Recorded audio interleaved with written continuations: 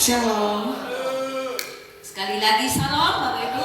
Shalom. Mari kita akan mulai ibadah Haleluya. pada malam hari ini. Amin. Untuk merayakan kenaikan Tuhan Haleluya. kita Yesus Kristus. Mari kita sambut bangkit berdiri. Kita sama-sama lebih dulu berdoa. Amin. Haleluya, haleluya, haleluya. Terpujilah namamu. Yes. Bapa yang baik, Bapa yang kami panggil dalam nama Tuhan Yesus Kristus. Kami mengucap syukur Tuhan pada malam hari ini. Seberapa kami yang sudah hadir di tempat ini, Haleluya. kami akan beribadah untuk memuji memuliakan namamu. Mari Tuhan, Engkau pimpin ibadah ini. Yes. Tuhan memberkati. Kami juga berdoa Haleluya. buat teman-teman yang mungkin masih dalam perjalanan. Haleluya. Tuhan tuntun pimpin mereka, Yes. Kau percepat langkah mereka, Haleluya. sehingga mereka boleh tiba di tempat ini dengan selamat. Amin. Kami boleh bersama-sama untuk memuji, memuliakan namamu. Kami undang Roh Kudus, mari Engkau pimpin Yes. ibadah ini. Kami tak mampu sendiri, tapi kami hanya menyerahkan ibadah ini dalam tangan-Mu. Yes. Terima kasih dalam nama Yesus. Kami sudah berdoa dan mengucap syukur. Haleluya. Amin. Mari kita sama-sama pujikan. Kami memuji kebesaran-Mu.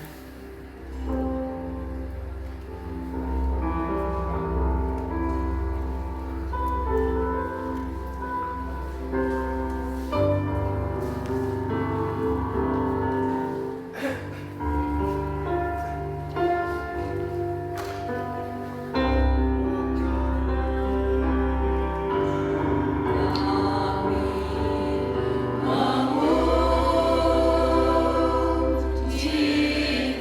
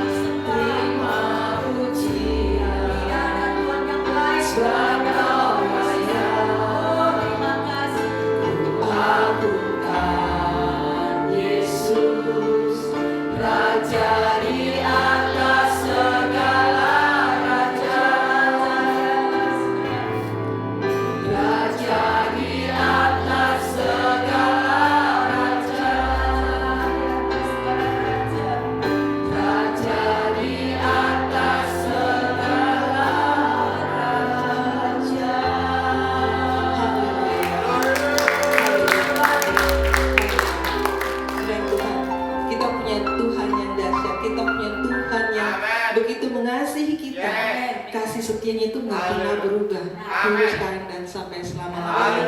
Dan kita mau berjalan bersama dengan Yesus sampai selamanya, sampai akhir. Amin.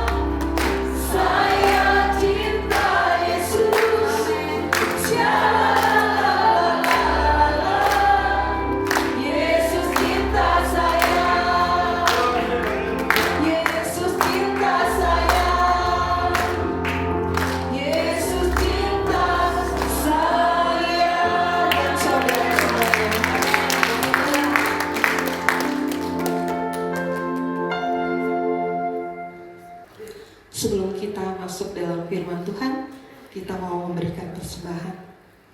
Terlebih dulu, mari kita berdoa. Terima kasih Bapa, buat hari ini, buat sore hari ini, kami bisa berkumpul di tempat ini semua oleh karena kebaikan Tuhan. Dan kami datang di hadapan Tuhan, kami mau memberikan yang terbaik untuk Tuhan. Dan semua yang kami lakukan hanya untuk kemuliaan nama Tuhan. Tuhan Yesus, kami mau memberi, kiranya Tuhan memberkati setiap tangan-tangan yang memberi. Apa yang diberikan semua hanya untuk pekerjaan Tuhan dan untuk kemuliaan nama Tuhan. Di dalam nama Tuhan Yesus Kristus kami berdoa dan mengucap syukur. Amin. Kita akan naikkan satu pujian.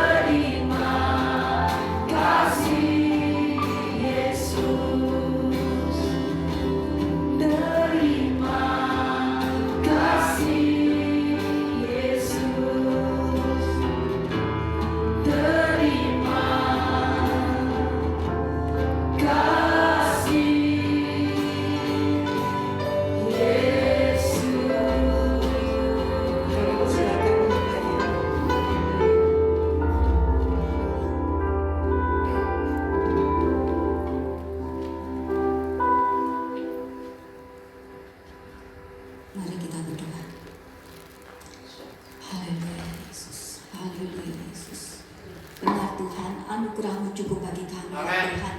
Karena Engkau begitu ajaib, begitu luar biasa, begitu mengasihi kami dengan luar biasa Tuhan. Pada malam hari ini Tuhan, kami rindu untuk memberikan waktu kami, mempersembahkan waktu kami. Tuhan, kami percaya Tuhan, pada malam hari ini kami tidak akan pulang dengan tangan hampa, tetapi kami akan menjadi umat yang lebih daripada pemenang. Karena Engkau Allah kami yang luar biasa, yang sudah menang atas maut. Dan sekarang Tuhan, Engkau telah naik ke surga untuk memberikan, oh Tuhan, tempat bagi kami, menyediakan tempat bagi kami. Janji-Mu yang amin. Bapa, kami percaya pada malam hari ini ada malam yang luar biasa.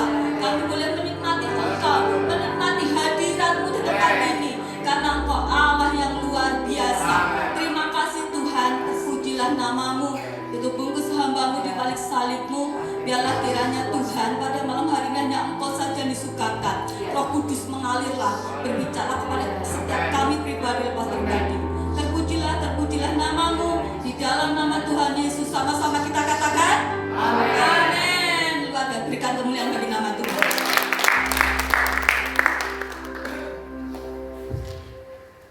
Selamat merayakan kenaikan Tuhan Yesus. Amin. Sama-sama katakan kanan kiri kita, selamat merayakan kenaikan Tuhan Yesus.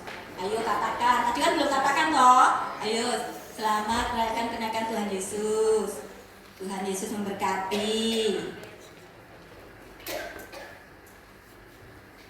Pada malam hari ini, malam yang luar biasa, kita merayakan apa yang dinamakan yaitu kenaikan Tuhan Yesus ke surga. Tuhan Yesus, ini firman-Nya. Kita baca di kitab Lukas 24 ayat 50 sampai 53. Kita akan membaca bersama-sama, bergantian maksud saya. Saya yang ganjil, saya 50, Bapak Ibu Saudara 51 dan seterusnya ya. Mari kita baca bersama-sama. Ini saya kalau dari jarak sana nggak kelihatan. Lukas 24 ayat 50 sampai 53. Lalu Yesus membawa mereka keluar kota sampai dekat Betania. Di situ ia mengangkat tangannya dan memberkati mereka. 51.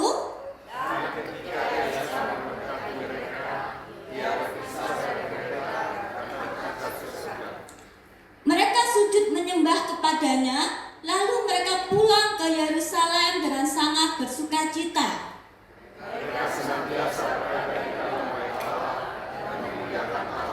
Amin.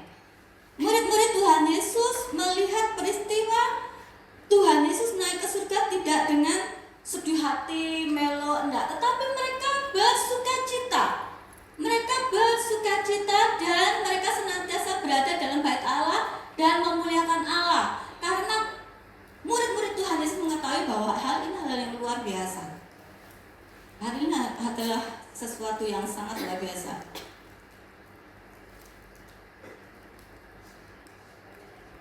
Nah, ini adalah fase yang Tuhan Yesus alami selama Tuhan Yesus berada di dunia. Yaitu yang pertama adalah lahir kudus di palungan, di kandang domba. Di dalam kesederhanaan Tuhan Yesus lahir. Bukan di istana yang mewah, bukan di fasilitas yang megah, tetapi Tuhan lahir di palungan, kandang domba. Kemudian setelah Tuhan Yesus lahir, melakukan pelayanan sampai usia sampai 30 tahun. Setelah itu Tuhan Yesus mengalami yang namanya kematian. Kematian di atas kayu salib. Kematian di atas kayu salib untuk apa? Menebus dosa-dosa kita. Sebenarnya orang yang disalib ini adalah orang-orang yang terkutuk, orang penjahat, orang yang kalau sekarang itu yang itu sudah kejahatannya tingkat dewa. Tetapi Tuhan Yesus rela disalib untuk menebus dosa-dosa kita, bukan karena kesalahan Tuhan Yesus. Seharusnya yang di sini itu kita. Tetapi karena betapa besarnya kasih Tuhan kepada kita, sehingga beliaulah, Tuhanlah yang menanggung dosa kita di atas kayu salib ini. Kemudian setelah meninggal 3 hari kemudian bangkit, mengalahkan maut. Setelah itu 40 hari naik ke surga. Kebangkitan ini sangat penting, karena kalau tidak ada kebangkitan, iman percaya kita kepada Tuhan akan sia-sia. Benar? Iya. Kalau mati itu sudah biasa, nggak ada istimewa. Setiap orang ada saatnya pasti mati. Tetapi yang istimewa adalah setelah mengalami yang namanya kematian, Tuhan Yesus mengalami yang namanya kebangkitan, menang atas maut. Iman percaya kita akan sia-sia kalau tidak ada kebangkitan dan kenaikan Tuhan Yesus, karena tidak ada yang istimewa. Kenapa Tuhan Yesus dikatakan Tuhan? Kenapa Yesus dikatakan Tuhan? 100% Tuhan, 100% manusia. Karena setelah Tuhan meninggal, setelah Tuhan mati, dia bangkit dan naik, disaksikan oleh banyak orang.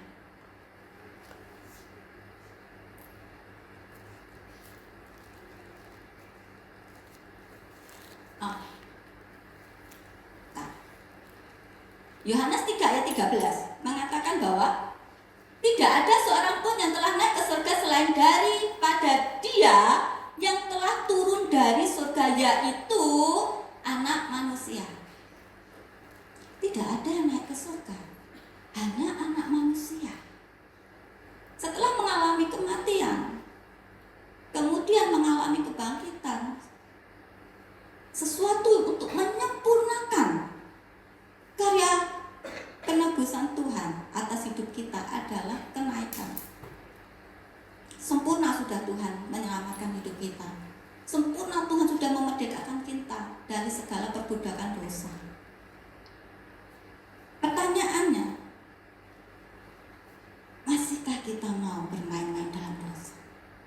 Masihkah kita mau menyia-nyiakan kehidupan kita yang sudah ditebus oleh Tuhan dengan darah yang mahal?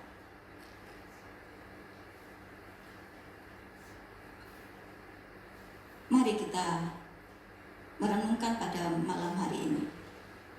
Tuhan sudah bangkit dan naik ke surga. Terus tema yang tadi saya angkat adalah mengapa dikatakan kenaikannya ke surga itu membawa sukacita. Seperti yang tadi dikatakan, membawa sukacita bagi murid-muridnya. Yaitu yang pertama, Yohanes 14 ayat 2 dikatakan bahwa di rumah Bapakku banyak tempat tinggal. Jika tidak demikian, tentu aku mengatakannya kepadamu. Sebab aku pergi ke situ untuk menyediakan tempat bagimu. Tuhan naik ke surga untuk menyediakan tempat bagi kita, anak-anaknya sudah ditebus oleh Tuhan, yang sudah ditebus oleh darahnya yang mahal. Jadi Tuhan naik ke surga bukan sudah selesai, urusannya sudah selesai. Enggak. Tuhan Yesus naik ke surga itu untuk menyediakan tempat bagi anak-anak yang dikasihinya. Terus anak-anak yang bagaimana, Bu, kira-kira yang dapat tempat di sana? Apakah semuanya dapat? Faktanya enggak. Anak-anak yang bagaimana yang mendapatkan tempat yang Tuhan sediakan? Yaitu anak-anak yang taat dan setia sampai akhir. Terkadang saya tuh sering mendengar terima Yesus, diselamatkan, selesai. Oh, aku sudah diselamatkan nih ya, sudah selamatkan. Aku sudah terima Yesus toh, sudah selamat. Kemudian gara-gara berpegang dengan tiket sudah selamat itu, tak enaknya dewe, dia mengisi kehidupannya tak enaknya udah sendiri. Toh aku sudah diselamatkan toh, sekali menerima Yesus selamat toh, ya nggak apa-apa lah, kita masih manusia loh, kita bukan malaikat loh, kita bukan nabi loh, dosa-dosa dikit nggak apa-apa lah, toh aku sudah selamat. Jangan lupa, ada firman Tuhan yang mengatakan, kerjakanlah keselamatanmu dengan takut dan gentar akan Tuhan. Kerjakanlah keselamatanmu. Kerjakan tuh kayak anak sekolah zaman dulu itu, istilah kemerdekaan yang sudah kita dapat. Kita tuh sudah nggak berjuang loh, tinggal ngisi doang. Ini sama, kerjakanlah keselamatanmu dengan takut dan gentar akan Tuhan. Bukan setelah menerima keselamatan, udahlah, yang penting sudah selamat, is okay lah. Selamat kok, selamat, sudah tiketnya sudah ada. Enggak demikian. Tuhan menyediakan tempat bagi anak-anaknya yang taat dan setia sampai akhir. Apapun yang dialami, apapun yang dihadapi, dia tetap setia dan taat sama Tuhan. Tidak tergoyahkan apapun. Di dalam Tuhan Yesus tidak ada yang namanya mudah-mudahan dan semoga masuk surga. Di dalam Tuhan Yesus ada jaminan bahwa kita sudah selamat dan masuk surga. Tapi tadi itu akan tetap menjadi milik kita ketika kita taat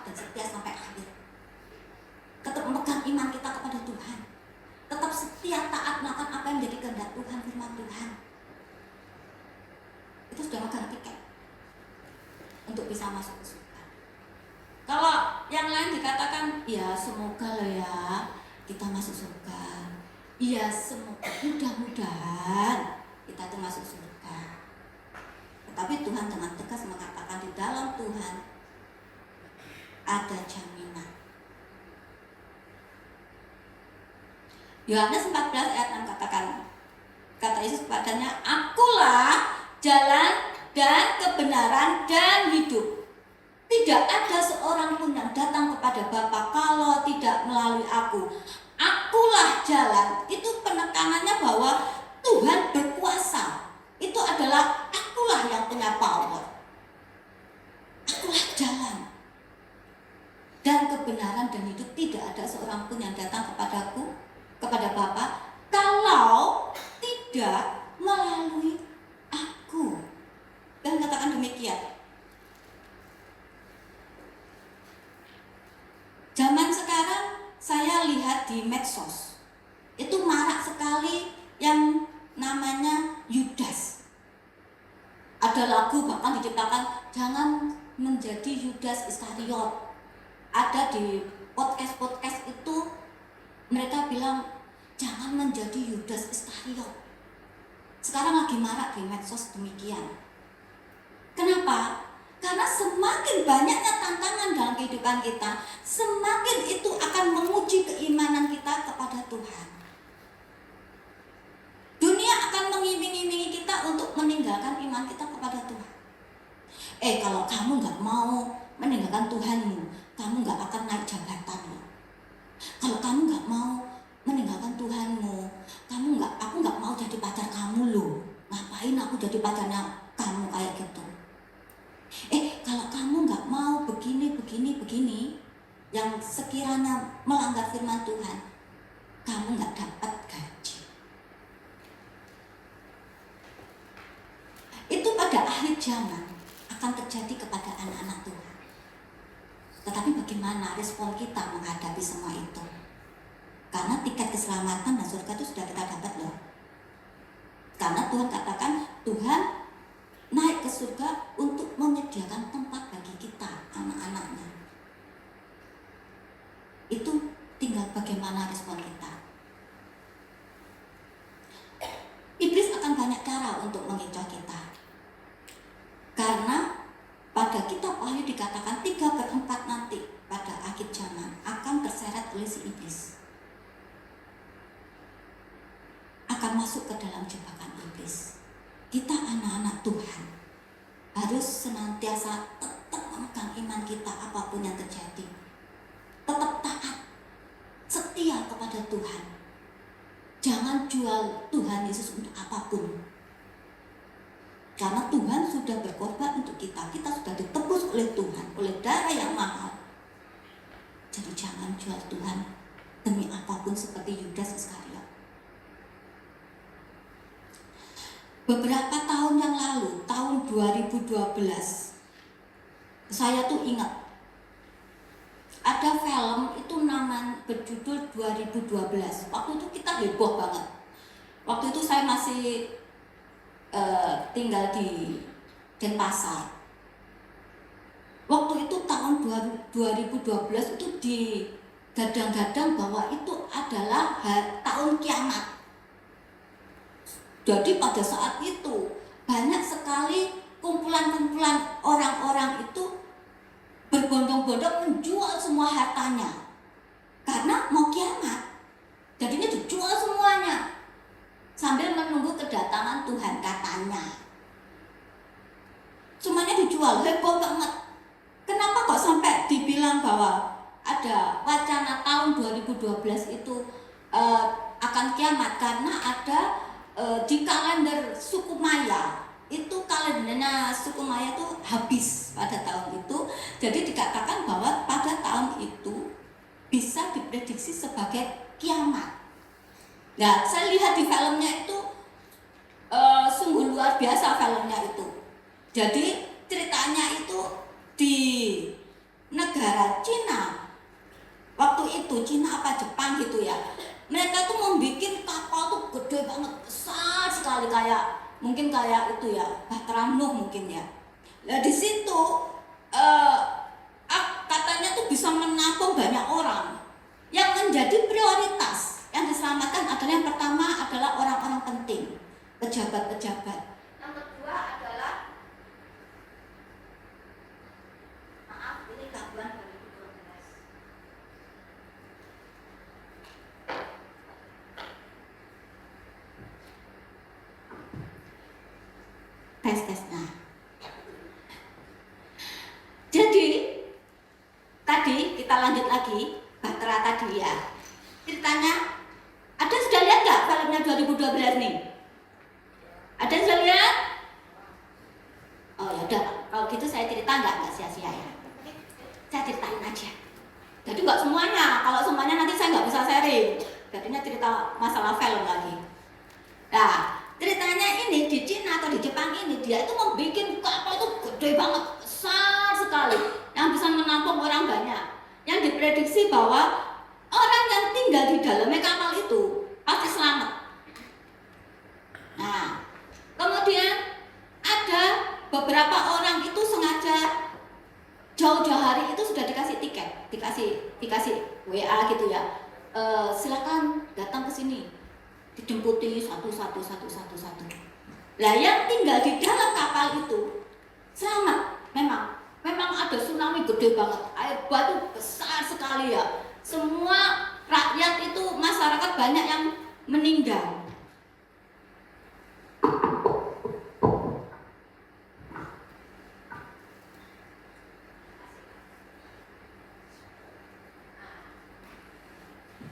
Tes. Tadi dari mana? Bentar. Oh iya. Kemudian masyarakat itu banyak yang meninggal karena air bah itu. Lah sekarang nggak dipikir-pikir ya. Kapal walaupun gedenya minta ampun ya, walaupun besarnya minta ampun, bisa nampung berapa sih? Ya kan? Lah itu orang-orang yang menjadi prioritas itu jauh-jauh hari diselamatkan. Akhirnya mereka pada saat itu memang selamat. Nggak kena air bah, nggak kena air tsunami. Seperti cerita member sama Nuh itu, akhirnya beberapa hari kemudian belibet amat sih ya. Beberapa hari kemudian dibuka tuh memang air bah itu surut. Lah ibaratnya kita tuh sudah menerima tiket untuk masuk ke kapal itu. Apakah kita rela tiket kita buang gitu aja untuk kesenangan duniawi, untuk hal-hal daging, untuk kehidupan daging? Apakah kita rela seperti itu? Pertanyaannya. Karena Tuhan sudah mati menebus kita, bangkit, dan sekarang naik ke surga untuk menyediakan tempat bagi kita. Kita tuh masing-masing punya kunci rumah masing-masing di surga. Apakah kita rela melepaskan kunci itu hanya untuk hidup sesuai dengan keinginan daging, keinginan dunia? Bukan berarti kita hidup sesuai seturut firman Tuhan itu langsung di kotak gitu ya. Aku orang suci. Tidak. Ada orang, ini minum. Tidak, saya orang suci. Enggak seperti itu kali. Itu adalah komitmen diri kita. Mau enggak kita tuh hidup seturut dengan kehendak Tuhan atau tidak? Itu urusan pribadi kita dengan Tuhan. Enggak perlu kita langsung orang suci, orang kudus, anak Tuhan. Tidak ya. Malah kita nyandungi orang kayak gitu. Tetapi itu adalah berbicara tentang komitmen diri kita. Mau nggak kita itu melakukan firman Tuhan? Mau nggak kita menghidupi firman Tuhan dan kehidupan kita? Mau nggak kita setia sampai akhir mengiring Tuhan, memegang iman kita kepada Tuhan?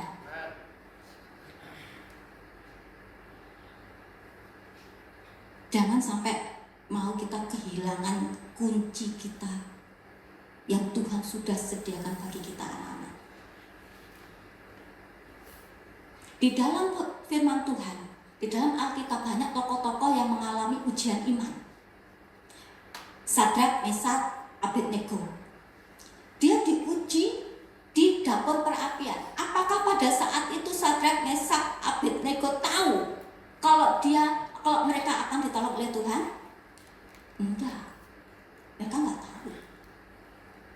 Tetapi ketika mereka menghadapi dapur perapian, mereka tetap berpegang teguh pada iman mereka. Mereka tetap setia pada komitmen kepada Tuhan. Mereka tetap mau mengiring Tuhan, nggak mau menjual Tuhannya. Pada akhirnya mereka memang dimasukkan ke dapur perapian, tetapi di situ mereka boleh melihat pertolongan Tuhan yang ajaib. Daniel masuk ke gua singa. Apakah pada saat itu Daniel tahu Tuhan akan menolong dia mengatupkan singa-singa itu? Enggak. Daniel tahu kalau orang sudah masuk ke gua itu pasti mati, tahu. Tetapi dia tetap memegang imannya, tetap setia kepada Tuhan. Akhirnya dia boleh melihat pertolongan Tuhan yang ajaib. Jangan dibalik, aku mau percaya kepada Tuhan, aku mau iman kepada Tuhan kalau aku sudah ditolong Tuhan. Enggak boleh seperti itu. Sesuatu yang besar, mujizat yang besar terjadi ketika kita memiliki iman dulu. Iman dulu yang besar, baru mujizat terjadi. Iman dulu yang teguh, baru sesuatu yang besar terjadi. Enggak bisa dibalik. Jangan seperti Thomas, aku mau percaya kalau aku sudah mencucukkan jariku ke tangan itu. Berbahagialah orang yang percaya walaupun tidak melihat. Karena iman sejatinya adalah tidak melihat, belum melihat, tetapi dia percaya sepenuhnya bahwa imanku di dalam Tuhan itu benar. Imanku di dalam Tuhan itu 100% bahwa itu sesuatu hal yang sangat-sangat benar. Ketika kita memiliki keyakinan seperti itu, maka tidak ada sesuatu hal pun yang akan menggoyahkan iman kita. Amin. Amin. Yang kedua, mengapa saya katakan bahwa kenaikan Tuhan Yesus itu membawa sukacita? Yaitu Yohanes 14 ayat 3 sampai 4 ini. Dan apabila aku telah pergi ke situ dan telah menyediakan tempat bagimu, aku akan datang kembali dan membawa kamu ke tempatku, supaya di tempat itu, di tempat di mana aku berada, kamu pun berada. Dan kemana aku pergi, kamu tahu jalan ke situ. Ini adalah janji dan pengharapan dari Tuhan ke anak-anak. Tuhan naik ke surga ketika kita sudah disediakan tempat oleh Tuhan. Tuhan janji akan kembali. Ini janji Tuhan. Sehingga dimanapun Tuhan berada, kita pun juga berada. Kalimat aku akan kembali adalah sebuah janji dan pengharapan. Kepada siapa? Kepada anak-anaknya yang tadi itu taat dan setia sampai akhir. Tidak goyah. Tetap melakukan firman Tuhan, tetap menghidupi firman Tuhan dalam kehidupannya. Aku akan kembali. Ini janji Tuhan kepada kita.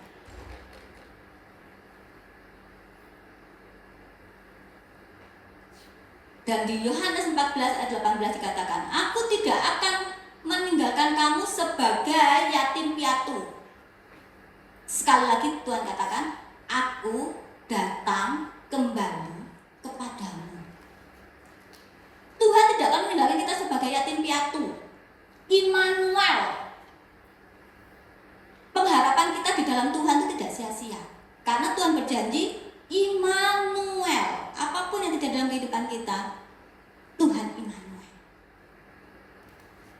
Janji Tuhan bahwa Dia tidak akan pernah meninggalkan kita sebagai yatim piatu. Aduh, gak kelihatannya. Membuktikan penyertaannya kepada kita dan pengharapan kita kepadanya tidak akan pernah sia-sia. Tetap berpegang teguh kepada janji Tuhan, tetap setia kepada Tuhan, tetap taat kepada Tuhan, tetap berpegang teguh. Iman kita tuh pegang. Apapun yang terjadi pegang. Ada kesaksian waktu itu ada tsunami di Aceh. Saya waktu itu baca. Ini orang ini adalah sebenarnya orang pelayanan di gereja, tetapi dia pisah dengan suaminya. Pisah, bukan pisah cerai, enggak. Pisah tempat tinggal.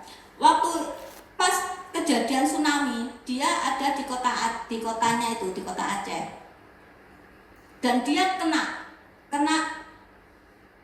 air bah itu dia ikut sampai, dia sebenarnya berdua dengan saudaranya. Nah waktu itu dia kesaksian di gereja. Waktu itu dia mengalami yang namanya diombak-ambing oleh air tsunami itu, dan dia tahu bahwa banyak jenazah yang berserakan di dalam air itu. Saudaranya tuh sampai bajunya, maaf, itu sudah lepas semua. Dia berseru sama Tuhan, Tuhan, Tuhan, tolong saya. Dia cuma di dalam air itu bilang, Tuhan, Tuhan, tolong saya.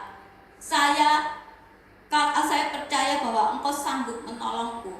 Pada saat itu tiba-tiba dia merasa ada sebuah pohon kelapa gitu. Dia katanya memegang itu pohon kelapa itu. Memegang pohon itu, dia erat-erat. Air batu terus tsunami. Dia terus berdoa, Tuhan tolong saya, Tuhan tolong saya. Aku percaya Engkau menolongku. Dan pada akhir singkat cerita, ibu ini selamat. Tetapi saudaranya tidak selamat. Ibu ini merasakan bahwa pada saat itu di dalam air itu dia mendengar suara, aku sekali-kali tidak akan meninggalkan engkau. Aku tidak akan meninggalkan engkau. Dan ibu itu selamat. Dia nangis, dia saksi, saya mau berkomitmen lebih lagi melayani Tuhan, walaupun di pedalaman saya akan jalani. Komitmen itu mendatangkan mukjizat. Kepercayaan itu mendatangkan mukjizat. Mungkin air bah yang kita hadapi bukan air bah sesuai air itu, tetapi mungkin ekonomi, kesehatan, hubungan, rumah tangga.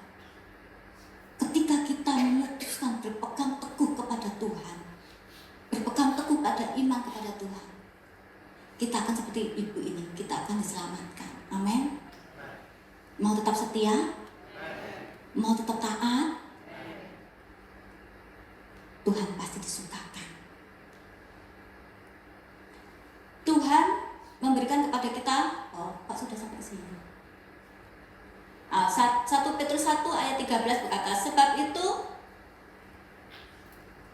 Sebab itu siapkanlah akal budimu, waspadalah dan letakkanlah pengharapanmu seluruhnya atas kasih karunia yang dianugerahkan kepadamu pada waktu kenyataan Yesus Kristus. Tuhan mau pengharapan kita hanya kepada Tuhan. Tuhan mau agar kita tidak setengah-setengah. Di sini dikatakan bahwa letakkanlah, bukan menunggu, letakkanlah. Itu berarti kita percaya sepenuhnya kepada Tuhan. Pengharapan kita kepadanya. Kita merasa tidak mampu sendiri tanpa Tuhan. Letakkan itu pengharapan kita kepada Tuhan, karena Tuhan adalah sumber pengharapan kita. Ketika kita berpegang pada sumbernya, tidak ada sesuatu hal pun yang akan membuat kita khawatir dan takut dalam kehidupan kita. Walaupun mungkin saat ini kita belum menikmati apa yang menjadi pertolongan Tuhan, mungkin sesuai dengan doa kita, tetapi tetap percaya. Ketika kita tetap meletakkan sepenuhnya pengharapan kita kepada Tuhan, pada waktunya Tuhan nanti kita akan menikmati pertolongan Tuhan. Jadi jangan kita setengah-setengah berharap kepada Tuhan. Berharap enggak. Besok deadline. Besok aku harus bayar cicilan. Sampai mataku mencicil memikirkannya. Terus gimana Tuhan? Besok begini. Lah kalau gini, diletakkan diambil lagi. Apakah kita akan menikmati mujizat? Pertanyaan seperti itu. Apakah kita akan mengalami pertolongan Tuhan? Enggak. Jadi letakkan pengharapan kita sepenuhnya kepada Tuhan. Karena Tuhan bisa dipercaya. Yeremia 17:7 dikatakan, diberkatilah orang yang mengandalkan Tuhan, yang menaruh harapannya hanya kepada Tuhan, bukan kepada kekayaan kita, bukan kepada saldo kita, bukan kepada skill kita, tetapi diberkatilah orang yang mengandalkan Tuhan dan menaruh, sama dengan yang atas meletakkan, ini menaruh harapannya kepada Tuhan. Jadi kita harus benar-benar 100% berharap kepada Tuhan. Jangan sandarkan kepada pengertian kita sendiri. Terkutuklah orang yang mengandalkan kekuatan manusia dan kekuatannya sendiri, tetapi diberkatilah orang yang mengandalkan Tuhan. Yang ketiga, mengapa dikatakan bahwa kenaikannya ke surga membawa sukacita, yaitu yang ketiga, Tuhan memberikan kepada kita Roh Kudus yang adalah penolong parakletos bahasa Yunaninya, dan penghibur.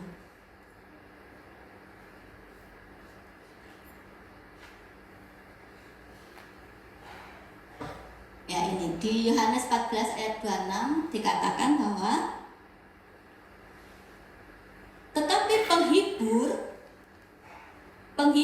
yaitu Roh Kudus yang akan diutus oleh Bapa dalam namaku, dialah yang akan mengajarkan segala sesuatu kepadamu dan akan mengingatkan kamu akan semua yang telah kukatakan kepadamu. Roh Kudus yang tinggal di dalam kita, dia akan menjadi penghibur dan penolong kita, yang tugasnya apa? Mengajarkan segala sesuatu kepada kita tentang kehendak Tuhan, tentang firman Tuhan, dan akan mengingatkan kita akan segala apa yang Tuhan inginkan, segala apa yang Tuhan kehendaki, segala apa yang Tuhan firmankan kepada kita. Kalau Roh Kudus dalam diri kita itu aktif. Sebenarnya setelah Tuhan naik ke surga, setiap kita itu dikasih Roh Kudus. Roh Kudus itu adalah Roh Allah sendiri yang diam dalam diri kita. Tetapi masalahnya ada yang Roh Kudus aktif dan ada yang pasif. Yang aktif itu adalah Roh Kudus yang selalu kita libatkan di dalam kehidupan kita. Kalau yang aktif, enggak sama sekali, tidak ngomong aja enggak. Loh Bu, bagaimana caranya Bu agar saya tuh bisa tanda-tandanya mengaktifkan Roh Kudus? Mengaktifkan Roh Kudus dalam diri kita itu, caranya adalah dengan kita harus koreksi diri. Apakah kita sudah senantiasa memelihara waktu saat-saat teduh kita dengan Tuhan?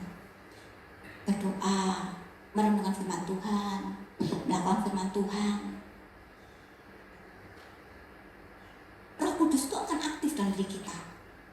Kalau tidak ada Roh Kudus yang masuk dalam hati kita, terus apa yang mau diingatkan?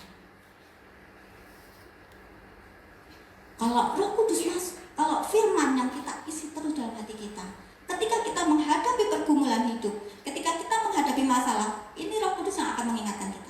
Ada firman Tuhan kayak gini loh. Ketika kita lemah, Roh Kudus akan mengingat, firman Tuhan mengatakan begini loh. Tetapi kalau tidak ada firman Tuhan yang masuk, apa yang mau diingatkan sama Roh Kudus? Jadi kita isi hati kita untuk firman Tuhan. Terus kita kita pelihara hubungan dengan Tuhan. Berdoa. Parakletos itu adalah pembela, penasihat, dan penolong artinya. Di dalam kitab sebenarnya itu adalah dipakai parakletos ini, yang namanya penolong. Jadi mari kita aktifkan Roh Kudus dalam diri kita. Dengan setiap hari kita menjalin hubungan dengan Tuhan, kita berdoa, kita undang Tuhan terus hadir dalam kehidupan kita, merenungkan apa yang menjadi kehendak Tuhan. Walaupun tidak membuka Alkitab, ada tuh aplikasi di HP kan, Alkitab itu dibaca, atau di dalam grup Betani setiap hari ada renungan firman Tuhan, bisa membantu kita merenungkan untuk sepanjang hari. Kita terus, kita cari, kita kejar hadirat Tuhan dan firman Tuhan, karena itu sangat penting. Kalau tidak ada firman, tidak ada Roh Kudus, tidak ada yang menjadi alarm dalam kehidupan kita. kita menjadi orang tidak terarah. Jadi ini saya sengaja jadi karena kan biasanya jemaat itu selalu nyari yang akhir kan. Nah, jadi saya pakai jadi terus.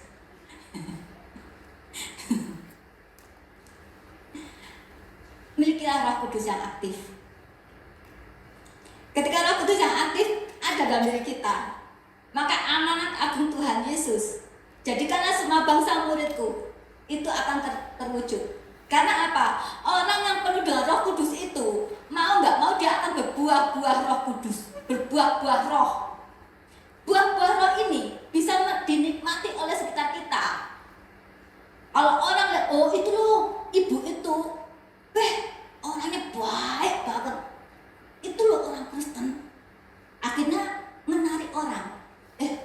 Ya apa sih ya, orang Kristen gimana ya? Tetapi kalau kita menjadi pribadi yang di luar, bahwa orangnya judes minta ampun, orang jual, bu mau beli apa? Bu ada, enggak ada. Pikirnya orang Kristen kayak gitu, tak tunggu ya nggak laku dagangan.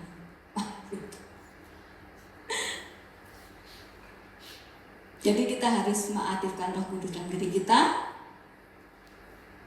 agar kita boleh menjadi saksi bagi kerajaan Tuhan. Ketika Roh Kudus yang dominan dalam hidup kita, maka kita akan menghasilkan buah roh tadi ya. Kisah para Rasul 1 ayat 8 mengatakan, tetapi kamu akan menerima kuasa kalau Roh Kudus turun ke atas kamu, dan kamu akan menjadi saksiku. Nah, ini kalau kita punya Roh Kudus di dalam diri kita yang aktif, kita mau nggak mau kita akan menjadi saksi Tuhan. Orang yang memiliki Roh Kudus aktif dalam hidupnya, dia akan mengatakan Tuhan hanya sejauh doa. Ketika masalah terjadi dalam kehidupan kita, dia nggak panik karena dia tahu bahwa Tuhan hanya sejauh doa. Tuhan ada di sini. Dia nggak panik karena dia tahu. Itu kalau memiliki Roh Kudus yang aktif. Terakhir, Roh Kudus yang bekerja di dalam kita. Saya minta untuk pemain musik boleh untuk maju ke depan. Ini benar-benar terakhir.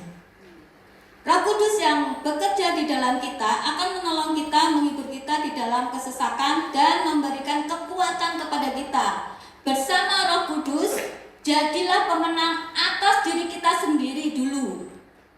Dan dalam kehidupan kita, kalau kita menang atas diri kita bisa menaklukkan diri kita. Kita bisa memenangkan orang lain. Kalau kita belum memenangkan diri kita, hidup kita, boro-boro kita akan menyelamatkan orang lain. Jadilah pemenang dulu dalam diri kita. Mantapkan iman kita kepada Tuhan. Kesimpulannya, yang pertama, Tuhan, kenapa Tuhan naik ke surga? Kita katakan bahwa membawa sukacita, yang pertama menyediakan tempat bagi kita di surga, bagi umat yang taat dan setia sampai akhir. Tuhan memberikan janji dan pengharapan kepada anak-anaknya akan penyertaannya, yaitu yang tadi itu tidak akan membiarkan sebagai yatim piatu, serta menjemput anak-anaknya di akhir zaman yang setia dan taat kepada Tuhan. Dan yang ketiga, Tuhan memberikan kepada kita anak-anaknya Roh Kudus yang adalah penolong dan penghibur. Jadi ketika ada masalah, kita nggak usah panik, kita nggak usah bingung, berdoa, undang Tuhan, karena hanya Dia tempat pengharapan, hanya Dia sumber pengharapan, dan hanya Dia sumber jawaban kita. Ada amin? Mari kita berdoa. Haleluya Yesus. Haleluya Yesus. Syukur syukur ya Bapak, karena apa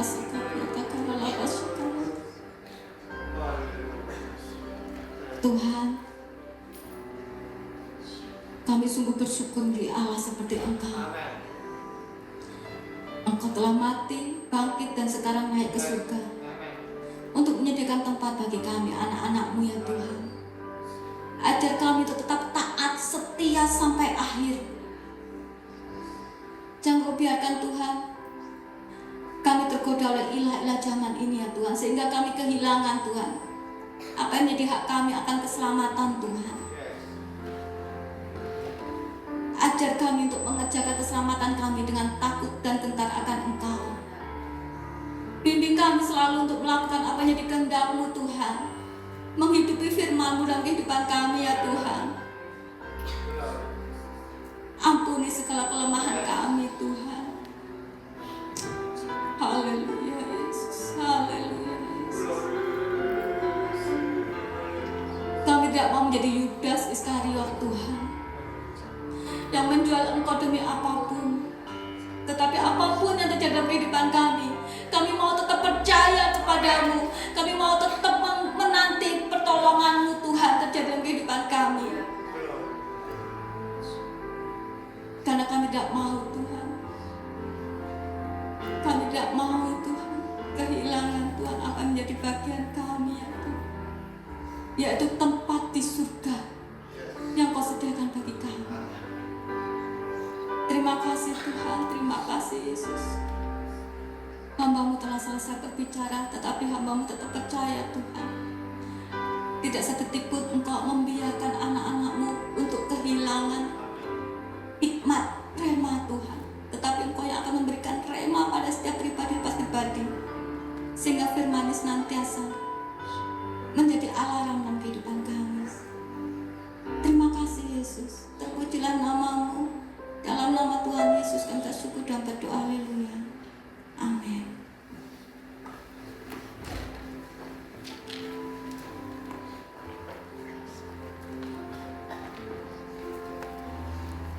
Terima kasih buat firman Tuhan yang sudah disampaikan oleh hambanya. Mari kita akan menutup ibadah pada malam hari ini doa berkat. Kita akan menyaksikan satu pujian biarkan lebih besar.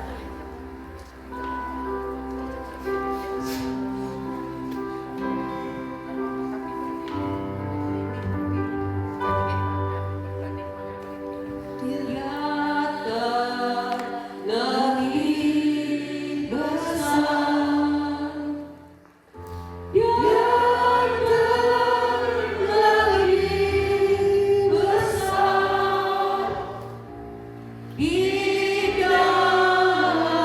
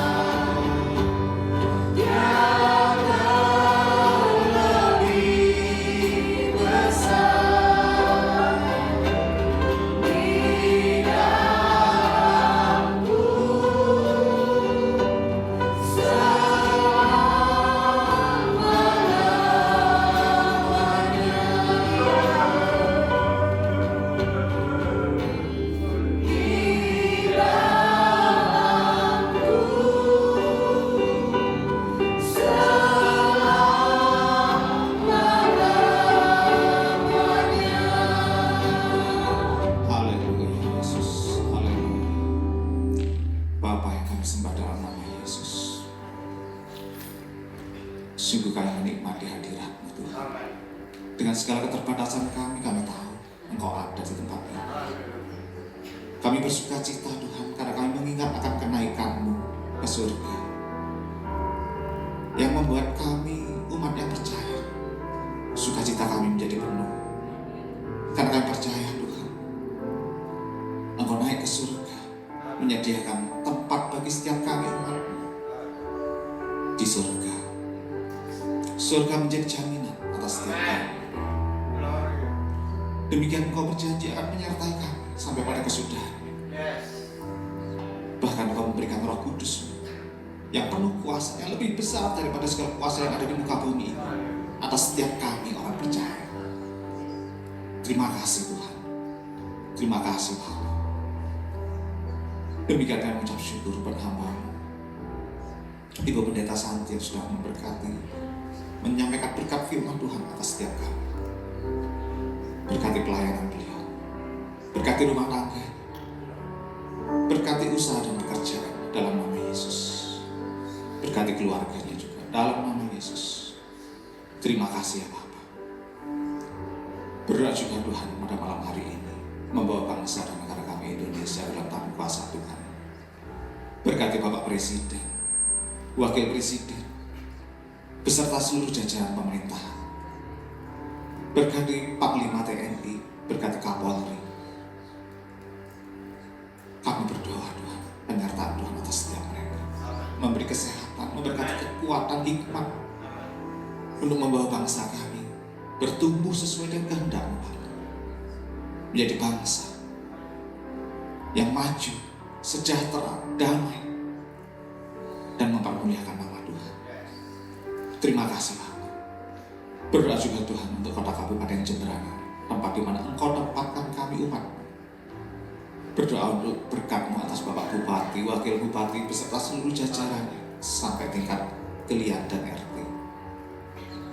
Berkati dengan kesehatan, berkati dengan kesatuan hati, hikmat yang Tuhan senantiasa tambah-tambahkan untuk membawa kota Kabupaten Jemberana ini semakin maju di dalam kesejahteraan, diberkati Tuhan ekonominya, kesehatannya, keamanannya. Dan kami percaya Tuhan, setiap kemajuan kesejahteraan kota ini menjadi kesejahteraan buat setiap kami umat Tuhan yang tinggal di kota ini dalam nama Yesus. Dalam nama Yesus.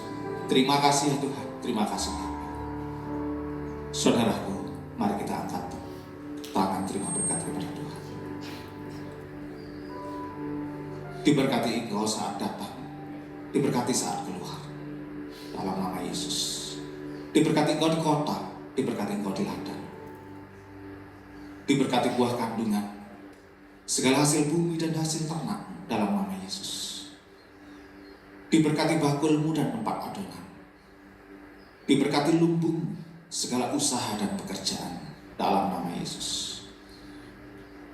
Diberkati toko, diberkati usaha budidaya tambak, diberkati usaha kulinermu, diberkati segala pekerjaan, usaha. Tuhan membuat berhasil dan beruntung dalam nama Yesus. Dalam nama Yesus. Tuhan pun menghendaki engkau tetap menjadi kepala dan bukan ekor. Tuhan menghendaki engkau tetap naik dan naik menggenapi setiap destiny Tuhan atasmu. Diberkati pendidikan dan kesehatan. Saudaraku, mari kita pulang membawa segala kemenangan, damai sejahtera, serta penyertaan dari Allah Bapa, Allah Putra, Allah Roh Kudus dari saat ini sampai Maranatha Tuhan Yesus datang yang kedua kali. Yang sudah diberkati sama-sama katakan amin. Selamat malam, selamat bersuka cita.